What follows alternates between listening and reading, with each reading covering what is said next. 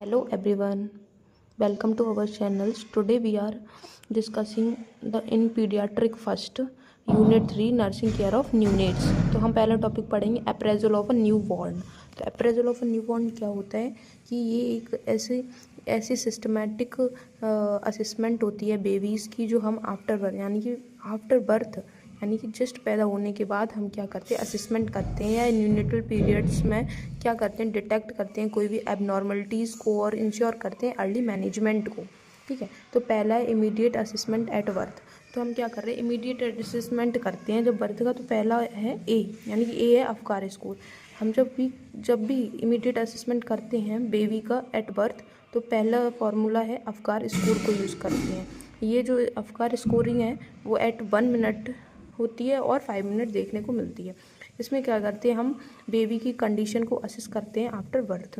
तो score interpretation देख लेते हैं। तो क्या होता है कि नॉर्मल जो होता है वो 7 to 10 होता है, मॉडरेट 4 to 6 और सीवियर 0 to 3।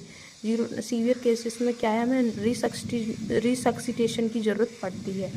तो ये कुछ हम देख लेते हैं अफकार स्कोरिंग के पॉइंट्स।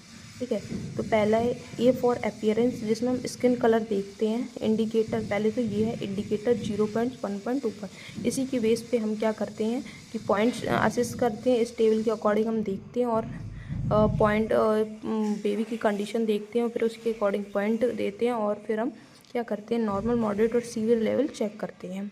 तो पहला इंडिकेटर में A for appearance skin colour देखते हैं। इसमें 0 पॉइंट्स मतलब ब्लू, अगर स्किन ब्लू और पेल है तो 0 पॉइंट्स देते हैं। ठीक है, पिंक या फिर बॉडी क्या है पिंक है या ब्लू एक्सट्रीमिटीज़ हो गई हैं तो 1 पॉइंट देंगे। और या फिर पिंक है पूरी पिंक है तो 2 पॉइंट्स देते हैं। पी फॉर यानी कि पल्स, इसमें क्या है 0 पॉइंट्स में। पल्स क्या है एब्सेंट है तो 0 पॉइंट्स। अगर बिलो 100 BPM है तो 1 पॉइंट देंगे, ओवर 100 BPM है तो 2 पॉइंट देंगे। जी फॉर ग्राइमेस, इसमें क्या करते हैं हम रिफ्लेक्सेस को चेक करते हैं। फ्लॉपी है तो 0 पॉइंट देते हैं। मिनिमल रिस्पॉन्स दे रहा है तो 1 पॉइंट और प्रॉम्प्ट रिस्पॉन्स दे रहा है किसी भी स्टिमुलेशन के लिए तो 2 पॉइंट्स देते हैं। ए फॉर एक्टिविटी यानी इसमें मसल टोन देखते हैं। अगर एब्सेंट है तो 0 पॉइंट देंगे। फ्लेक्स्ड और फ्लेक्स्ड आर्म या लेग्स फ्लेक्स्ड हो रहे हैं तो 1 पॉइंट देंगे और एक्टिव हैं तो 2 पॉइंट्स देंगे।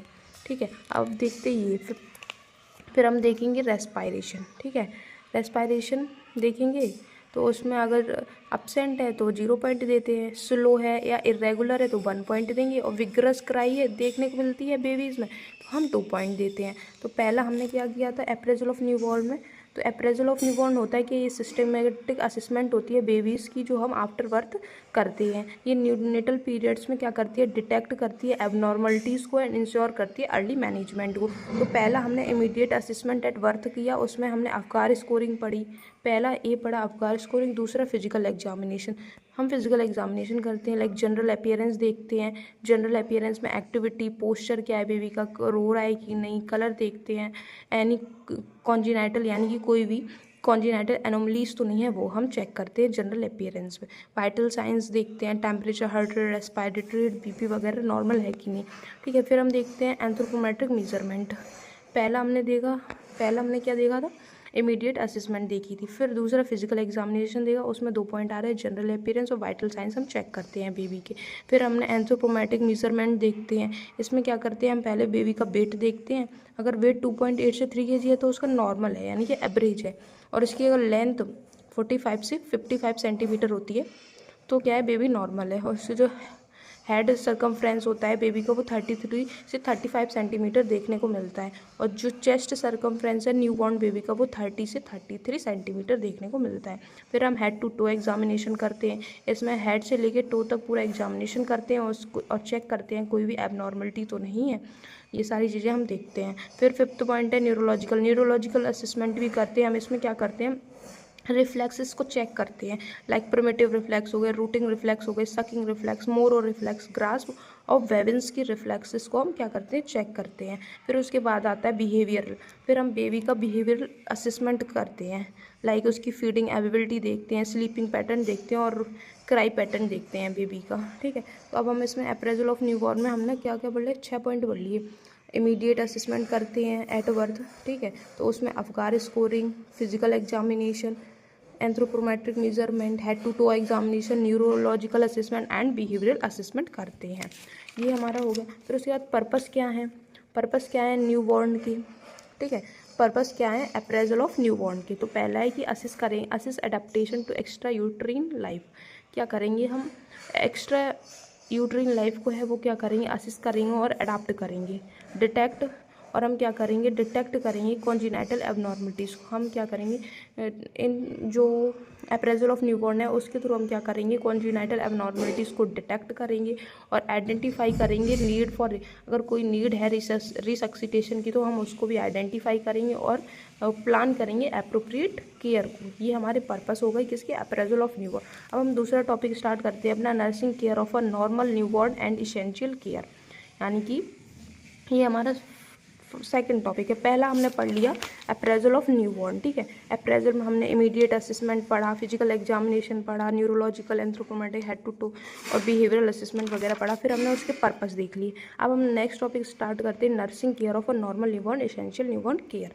तो ये क्या है कि essential newborn care refer to the basic care provided to a newborn immediately after birth and during the first 28 days of life to ensure survival, health and proper growth।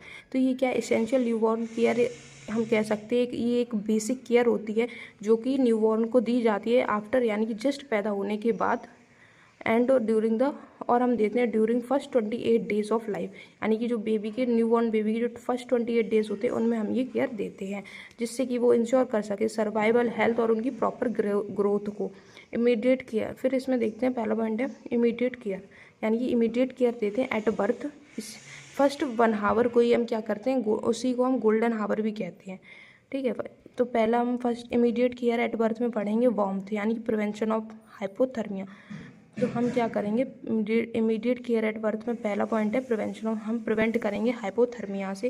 Hypothermia से हम कैसे prevent कर सकते हैं, ये कुछ point हैं, जैसे immediately dry the babe thoroughly, यानी कि इमीडिएटली हम बेबी को क्या करेंगे, ड्राई करेंगे। रिमूव बैट क्लॉथ, रिमूव करेंगे बैट क्लॉथ्स को। स्किन टू स्किन कॉन्टैक्ट कराएंगे जिसको हम कंगारू मदर केयर भी कहते हैं, ठीक, कंगारू मदर केयर भी देते हैं इसी के through, skin to skin contact. Cover करेंगे हेड विथ कैप, यानी कि हम कवर करेंगे हेड को किसके साथ, कैप के साथ, और मेंटेन करेंगे रूम के टेम्परेचर को, यानी कि हम जब प्रिवेंट करेंगे हाइपोथर्मिया से तो हम ध्यान रखेंगे कि हम ड्राई रखें बेबी को, रिमूव कर दें बैड क्लॉथ्स को और स्किन टू स्किन कांटेक्ट कराएं, ठीक है, मदर से, ठीक है। कवर करेंगे उसके हेड को और मेंटेन रखेंगे रूम टेम्परेचर को, जो रूम टेम्परेचर होता है वो 26 से 28 डिग्री सेल्सियस होता है। फिर हम क्या करेंगे, delay bathing for at least 24 हावर, यानी कि जब बच्चा पैदा हो जाएगा उसके एटलीस्ट 24 घंटे बाद हम क्या बाथिंग उसको देंगे। फिर बी, पहला ए हमने पढ़ा था प्रिवेंशन करेंगे हाइपोथर्मिया से। Immediate care of at birth में पहला हमने पढ़ा प्रिवेंशन ऑफ हाइपोथर्मिया। अब हम पढ़ेंगे एयरवे एंड ब्रीथिंग। दूसरा हम बेबी का, न्यूबॉर्न बेबी का एयरवे एंड ब्रीथिंग चेक करेंगे कि वो ब्रीथ कर पा रहा है कि नहीं, उसकी एयरवे में कोई ऑब्स्ट्रक्शन तो नहीं है ना, ये सब देखेंगे। तो और जो नॉर्मल ब्रीथिंग रेट न्यूबॉर्न का होता है वो होता है 30 से 60 ब्रीथ पर मिनट, यानी कि 30 से 60 ब्रीथ पर मिनट होता है, ठीक है। अब हम देखेंगे सी, यानी कॉर्ड केयर देंगे। कॉर्ड केयर क्या होती है, clamp and cut cord with style instrument. हम जो कॉर्ड है उसको कट करेंगे विद एक स्टाइल इंस्ट्रूमेंट से, ठीक है। और हम जो वो कॉर्ड होती है उसको क्लीन और ड्राई रखेंगे, उस पर और कोई भी अप्लाई नहीं करेंगे ऑयल, पाउडर और एसिड्स को, ठीक है। Observe for redness, discharge, bleeding. और क्या करेंगे, जब कॉर्ड केयर हम दे रहे होते तो हम ध्यान रखेंगे कि रेडनेस तो नहीं है, डिस्चार्ज या ब्लीडिंग तो देखने को नहीं मिल रही है कॉर्ड एरिया पर। और जो कॉर्ड फॉल्स जो होती है वो 7 to 40 डेज़ में होती है। और फोर्थ है, पहला था कि हम इमीडिएट केयर में क्या, पहले हम प्रिवेंट कर रहे थे हाइपोथर्मिया से, फिर एयरवे एंड ब्रीथिंग चेक कर रहे थे, फिर हम क्या कर रहे थे, कॉर्ड केयर दे रहे थे, फिर क्या कर रहे थे, हम इनिशिएट कर रहे थे ब्रीस्ट फीडिंग को। हम क्या करेंगे, इनिशिएशन करेंगे ब्रीस्ट फीडिंग का, मतलब कि जो न्यूबॉर्न बेबी है उसको हम क्या करेंगे, एट बर्थ या आफ्टर बर्थ ही फिर क्या करेंगे, मतलब इनिशिएशन करेंगे हम ब्रीस्ट फीडिंग को भी बढ़ावा देंगे। आफ्टर बर्थ ही हम क्या करेंगे, बेबी को ब्रीस्ट फीडिंग देंगे, क्योंकि आफ्टर बर्थ क्या होता है, कोलेस्ट्रॉल मिल्क जो होता है वो उसमें प्रोटीन ज़्यादा पाए जाते हैं, एंटीबॉडीज़ देखने को मिलती हैं, जिससे कि ये बेबीज़ के लिए क्या होता है, गुड फॉर हेल्थ होता है, ठीक है। और हम इनिशिएशन है ब्रेस्ट फीडिंग भी देंगे, और यानी कि एट 6 मंथ तक हम कोई भी उसको कॉम्प्लीमेंट्री फीडिंग नहीं कराएंगे, किसको, न्यूबॉर्न को, ठीक है। अब पहला हमने क्या करा था कि हमने इमीडिएट केयर दी थी एट बर्थ। दूसरा है ये रूटीन न्यूबॉर्न केयर इन पोस्टनेटल पीरियड, यानी ये रूटीन न्यूबॉर्न केयर भी देंगे पोस्टनेटल पीरियड्स में। तो पहला है ये असेसमेंट ऑफ न्यूबॉर्न। हम क्या करेंगे, असेसमेंट करेंगे न्यूबॉर्न्स का, आई केयर देंगे, विटामिन की एडमिनिस्ट्रेशन करेंगे, और इम्यूनाइजेशन एट बर्थ। जो न्यूबॉर्न केयर है, न्यूबॉर्न की जो रूटीन केयर होती है, वो एक तो पहले असेसमेंट कर रहे हैं न्यूबॉर्न का हम, फिर उसको आई केयर देंगे, विटामिन के को हम इंजेक्ट करेंगे, इम्यूनाइजेशन करेंगे उसका एट बर्थ, BCG OPV 0 देंगे और हेपेटाइटिस बी देंगे, और फीडिंग केयर भी हम देंगे, प्रॉपर हाइजीन उसकी मेंटेन रखेंगे बेबी की, ठीक है। और हेल्थ एजुकेशन देंगे मदर को, उसको इम्पोर्टेंस बताएंगे एक्सक्लूसिव ब्रेस्ट फीडिंग की, टेम्परेचर मेंटेनेंस के बारे में बताएंगे, और इम्यूनाइजेशन शेड्यूल के बारे में बताएंगे, जिससे कि वो प्रॉपर टीकाकरण करवाए अपने बच्चे का, जिससे कि उसकी हेल्थ को क्या करें, हम प्रिवेंट कर सकें और प्रमोट करें बेबी की गुड हेल्थ को। और फिर उसके बाद हम देखते हैं अब डेंजर साइन क्या होते हैं इसेंशियल न्यूबॉर्न केयर के। तो इसेंशियल न्यूबॉर्न केयर के डेंजर साइंस जो होते हैं, वो अगर ये डेंजर साइंस देखने को मिल रहे हैं, तो क्या एक मदर है वो क्या है, इमीडिएटली उसको रिपोर्ट करना है हॉस्पिटल्स में, या जहाँ पर उसका क्या कर रहे हैं, जहाँ पे उसके ट्रीटमेंट हुआ था या उसकी डिलीवरी हुई थी वहाँ पर। तो पहली है पुअर फीडिंग है देखने को मिल रही है, फास्ट ब्रीथिंग है बेबी की, न्यूबॉर्न बेबी की, यानी 60 पर मिनट से अबव, फीवर या लो टेम्परेचर है बेबी का, कन्वल्सन्स देखने को मिल रहे हैं, या फिर बेबी जो न्यूबॉर्न बेबी है उसकी पाम और जो सोल्स हैं वो येलो हैं, या फिर अम्बिलिकल कॉर्ड होती है वहाँ पर रेडनेस या पस देखने को मिल रहा है, या लेथार्जी या एक्सेसिव क्राइंग कर रहा है बेबी, तो भी हम क्या करेंगे, हॉस्पिटल्स में रिपोर्ट करेंगे। हम उसको एज ए मदर उसको क्या करें, एज ए मदर वो क्या है, रिपोर्ट करिए हॉस्पिटल में।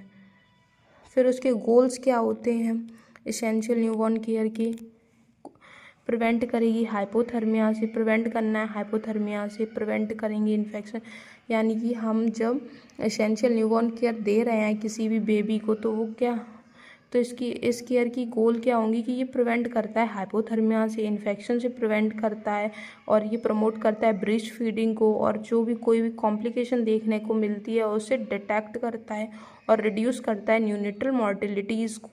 मतलब न्यूनेटल मॉर्टिलिटी मतलब जो भी जो बच्चों का मृत्यु दर है उसको क्या कर रहा है, वो कम कर रहे हैं। तो ठीक है, अभी हमने आज पता है 2 टॉपिक डिस्कस कर लिए हैं। पहला था अप्रेजल ऑफ न्यूबॉर्न, और दूसरा नर्सिंग केयर ऑफ न्यूबॉर्न, और हम कह सकते हैं एसेंशियल न्यूबॉर्न। तो आई होप आप सभी को समझ में आया होगा, और जो भी कोई चीज़ हो या नहीं समझ में आई हो तो प्लीज़ कमेंट में नोट डाउन करें, एंड थैंक यू ऑल।